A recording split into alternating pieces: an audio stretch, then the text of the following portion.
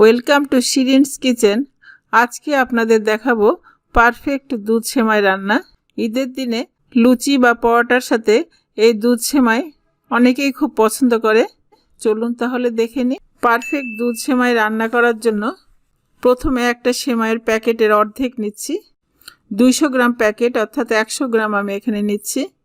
সেমাই ছোট ছোট করে কেটে নিচ্ছি। বেশি লম্বা থাকলেও খেতে সমস্যা হয়।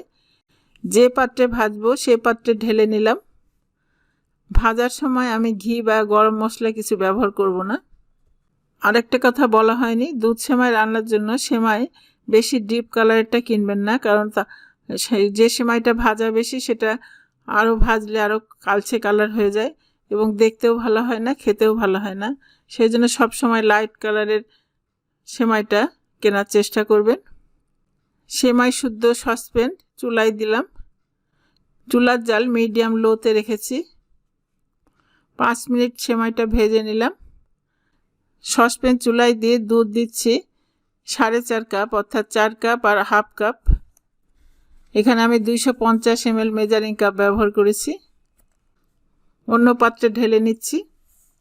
কাপ ভরে ভরে আমি 4 কাপ আর আধা কাপ অর্থাৎ 4.5 কাপ দুধ দিলাম।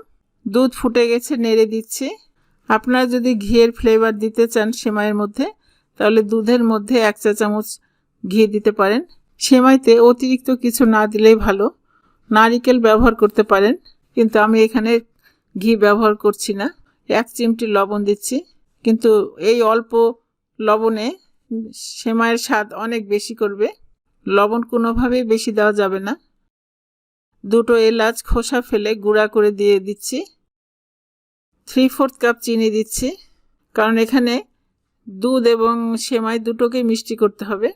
সেমাই তো এখানে 100 গ্রাম চিনি লাগবে, আর দুধের জন্য লাগবে আরও 100 গ্রাম। চিনি দিয়ে 4 মিনিট ফুটিয়ে নিচ্ছি। ভাজা সেমাইগুলো দিয়ে দিলাম। সেমাই দেওয়ার সঙ্গে সঙ্গে নাড়বেন, তাহলে দলা পাকাবে না।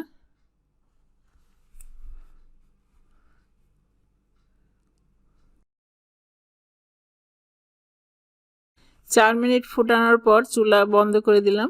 এখন দেখে পাতলা মনে হলেও পরে ঘন হয়ে যাবে। ঢেলে নিলাম আরেকটা পাত্রে। ঠান্ডা হয়ে গেছে, এবার কনসিস্টেন্সিটা দেখাচ্ছি। উপরে পেস্তা বাদাম দিয়ে দিচ্ছি। আপনারা সবাই ভালো থাকেন। আল্লাহ হাফেজ।